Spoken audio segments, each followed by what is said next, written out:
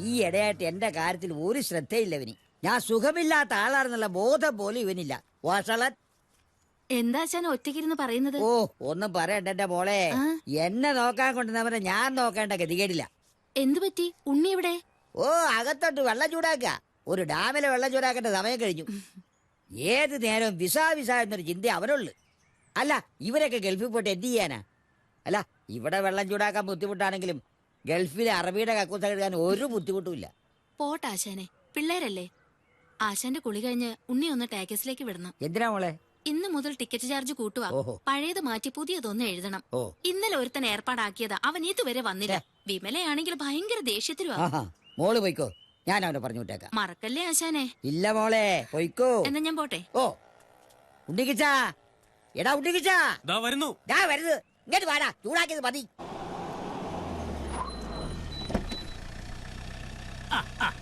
അതെ അതെ, രാവിലെ തീവനി ഫ്ലൈറ്റ്.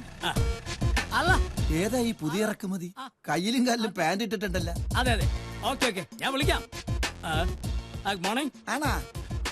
ആരാ മനസ്സിലായില്ല? ഞാൻ അബ്ദുൽ, ദുബായ് അബ്ദുൽ.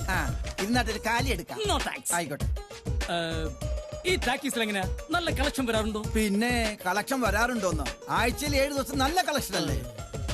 അല്ല, ടാക്സി വിലക്ക് വാങ്ങാനും മറ്റോ വന്നാണോ? എങ്കിലും ഒരു കാര്യം ചെയ്യാം, നമുക്ക് മാറി ഇന്ന് സംസാരിക്കാം. അതെന്താ? ഇവിടുത്തെ നാട്ടുകാരത്ര ശരിയല്ല. എങ്കിൽ അതാ മിസ്റ്റർ ഭരതൻ, ഞാൻ ഈ ടാക്കീസ് വാങ്ങാൻ വന്ന ആളൊന്നും അല്ല. പിന്നെ ശരിക്കും പറഞ്ഞ ഞാനൊരു ഫിലിം ഡിസ്ട്രിബ്യൂട്ടറാണ്. മനസ്സിലായില്ല. പറയാം. അതായത് എന്റെ ഈ നാളത്രയുമുള്ള ഗൾഫ് സമ്പാദ്യം കൊണ്ട് ഞാനൊരു ചലച്ചിത്ര വിതരണ കമ്പനി തുടങ്ങാൻ വേണ്ടി പോവാണ്. അതായത് ദുബായ് റിലീസ്. നല്ല കാര്യം. ആദ്യം കൊച്ചു കൊച്ചു തമിഴ് പടങ്ങൾ എടുത്ത് വിതരണം ചെയ്യാനാണ് ഉദ്ദേശിക്കുന്നത്. അതിന്റെ ഭാഗമായിട്ട് കേരളത്തിലെ മുഴുവൻ തിയേറ്ററുകളും സഞ്ചരിച്ച് അവരുമായിട്ടൊരു ബന്ധം ഉണ്ടാക്കാനുള്ള ശ്രമത്തിലാണ്. ഈ ടാക്കീസില് പണ്ട് ടൈറ്റാനിക് സിനിമ കളിച്ചപ്പോ കപ്പലിന്റെ പകുതി ഭാഗം സ്ക്രീനിലും മറ്റേ പകുതി ഭാഗം കുഞ്ഞുണ്ണിയാസന്റെ മതിലേലും ആയിരുന്നു. അങ്ങനത്തെ തിയേറ്ററാണ് പടം കളിപ്പിക്കുന്നത്. ആട്ടെ, ഏതാ ആദ്യത്തെ സംരംഭം? എൻ പൊണ്ടാട്ടി അവനുക്ക് ലവർ. കൊള്ളാം. ഏപ്പടമാണല്ലേ? തമിഴ്നാട്ടിൽ തുടർച്ചയായി 365 ദിവസം ഓടി സൂപ്പർ ഹിറ്റായ സെക്സ് പടമാണ്. പക്ഷെ ഈ പടം ഇവിടെ കളിപ്പിക്കുന്നു എനിക്ക് തോന്നണില്ല. അത് നിങ്ങളാണോ തീരുമാനിക്കുന്നത്? അതെ. എങ്ങനെ? നിങ്ങൾ ഈ പടത്തിന്റെ പേരും പറഞ്ഞ് അവളന്മാരുടെ പടി ചവിട്ടിയാലുണ്ടല്ല, അവളന്മാരെ ചൂലെടുത്ത് നിങ്ങൾ അടിച്ചോടിക്കും. പിന്നെ നിങ്ങളുടെ പൊണ്ടാട്ടിക്ക് നിങ്ങളുണ്ടാവില്ല, നിങ്ങൾ വേറെ ലവർ അന്വേഷിക്കേണ്ടി വരും. ശരിക്കും? ശരിക്കും. പക്ഷേ മിസ്റ്റർ അബ്ദുള്ള, നിങ്ങൾ നിരാശപ്പെടണ്ട. അധികം താമസിയാതെ എന്റെ മുതലാളി മൂർക്കമ്പറമ്പിൽ പാപ്പച്ചൻ ഇവിടെ ഒരു തിയേറ്റർ പണിയും. അവിടെ ഞാൻ കളിപ്പിക്കും ഉദ്ഘാടന ചിത്രമായിട്ട്.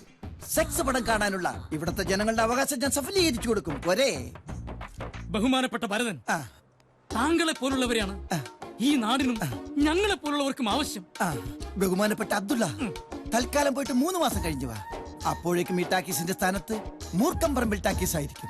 ബഹുമാനപ്പെട്ട ഭരതൻ, അപ്പോൾ നമുക്ക് ഉദ്ഘാടന ദിവസം കാണാം. ശരി ബഹുമാനപ്പെട്ട അബ്ദുള്ള.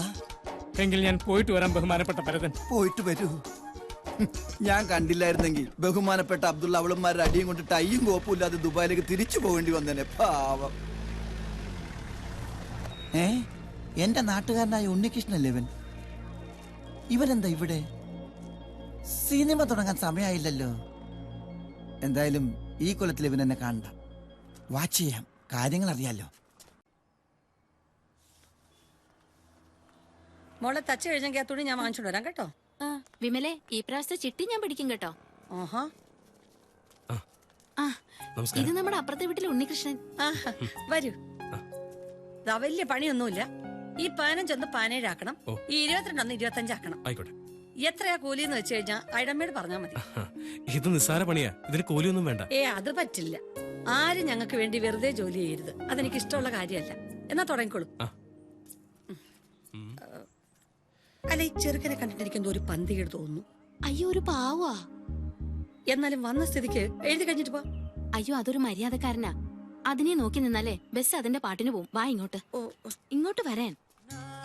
ഹലോ, കുറച്ച് മണ്ണെണ്ണ വേണമായിരുന്നു. ഇന്ന് 3 ആളെയും പരിചയപ്പെട്ടിട്ടെന്ന് കാര്യം. മിക്കവാറും അവൾ ഇനിയും വരും.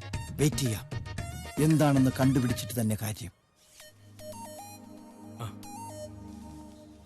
മണ്ണെണ്ണ കുറച്ച് വേസ്റ്റ് തുണിയും കൂടെ. ഇതൊക്കെ പണിക്ക് വരുമ്പോ കൊണ്ടുവന്നൂടെ? അയ്യോ, ഞാൻ പണിക്കാരനൊന്നുമല്ല, നെയ്ബറാ. പേര് ഉണ്ണികൃഷ്ണൻ. ഞാൻ ചോദിച്ചില്ല. ഇനി വേറെ വല്ലതും വേണ്ടി വരുമോ? വേണ്ടി വരും.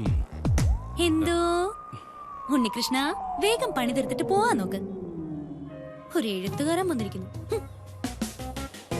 ഓർഡർ കൊടുത്തത് ഒരാൾക്ക്, കൊണ്ടുവന്നത് മറ്റൊരാൾ.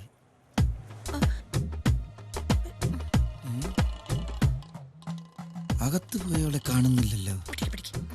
ഇനി ഇവൻ അകത്തേക്ക് ചെല്ലാൻ വേണ്ടിയാണോ വെയിറ്റിംഗ്? രണ്ടിലൊന്നറിഞ്ഞാൽ എനിക്ക് പോകായിരുന്നു.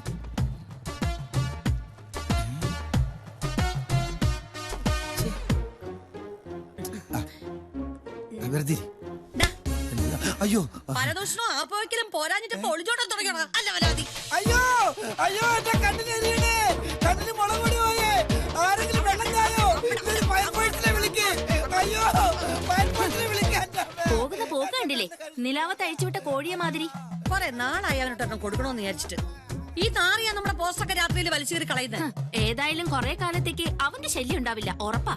ബസ് കിട്ടാത്ത തിരിച്ചു വന്നത് അവന്റെ യോഗം, മുളക് യോഗം. ഡാ എന്താ അവിടെ?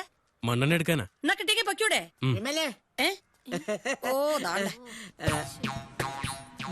നമുക്ക് വീട്ടിൽ പോയി ചായ നല്ല കടിയൊക്കെ കുടിച്ച് സ്വസ്ഥമായിട്ട് സംസാരിക്കാം. അത് വേണമെന്നില്ലേട്ടാ, ഇവിടെ വെച്ച് തന്നെ നമുക്ക് പറയാം. ശുഭകാര്യങ്ങളാണ്, അപ്പൊ പിന്നെ സ്വസ്ഥമായിട്ട് ഇരുന്ന് വേണമല്ലോ സംസാരിക്കാൻ. വേണ്ട, കമലാസൻ ചേട്ടൻ പറയുന്ന ഏത് കാര്യവും നടന്നോണ്ട് പറയാം. പറ. എന്നാ പിന്നെ പറയാല്ലേ. മിടുക്കൻ, അതിലുപരി ദൈവവിശ്വാസി, വിവാഹിതൻ, തന്റേതല്ലാത്ത കാരണങ്ങളാൽ ഒരു കുട്ടി ഉണ്ടായിപ്പോയി. അയ്യോ അത് കൊള്ളാലോ. നിയമപരമായി ബന്ധം വേർപെടുത്തി ഫ്രീ ആയിട്ട് ഇപ്പൊ 10 വർഷമായി. വിമല എന്ന് കേട്ടപ്പോ ഒറ്റ പിടുത്തവാ, പിന്നെ വിടുന്നേ ഇല്ല. എന്താ ചേട്ടാ, പിടിക്കാനായിട്ട് അയാളെ ഞാൻ കണ്ടിട്ട് പോലും ഇല്ല. ആര് പറഞ്ഞു കണ്ടിട്ടില്ലെന്ന്? കണ്ടിട്ടുണ്ട്. കഴിഞ്ഞ ആഴ്ച ടാക്കീസിൽ വന്നപ്പോ ഈ വിമലെ മതി വരുവോളൂ അയാള് കണ്ടു. അത് പിന്നെ എനിക്കൊരു സ്വൈര്യവും തന്നിട്ടില്ല. എന്തുവാ ആലോചിക്കട്ടെ.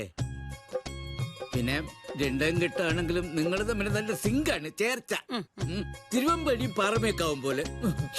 തൽക്കാലം തിരുവമ്പാടി അവിടെയും പാറമേക്കാവ് ഇവിടെയായിട്ട് നിൽക്കട്ടെ കേട്ടോ. അല്ല പിന്നെ പോലെ പോയല്ലേ, അങ്ങനെ അങ്ങ് പോയാലോ. കമലാസ് ചേട്ടാ, ഒരുപാട് ജോലി ഉണ്ടെന്ന് ചെന്നാട്ടെ. എനിക്കങ്ങനെ പോകാൻ പറ്റുമോ? നിങ്ങൾ 4 ആളുടെ കാര്യത്തിൽ എനിക്കുണ്ട് ചില ഉത്തരവാദിത്വങ്ങളൊക്കെ അല്ലേ ഇടൂ. പിന്നെ ഐഡമേ കുറച്ച് ഉത്തരവാദിത്തം ഞെടുത്തേ. എന്താ വിമല ഇത്? ചേട്ടൻ കൊടുത്തു വിടട്ടെ.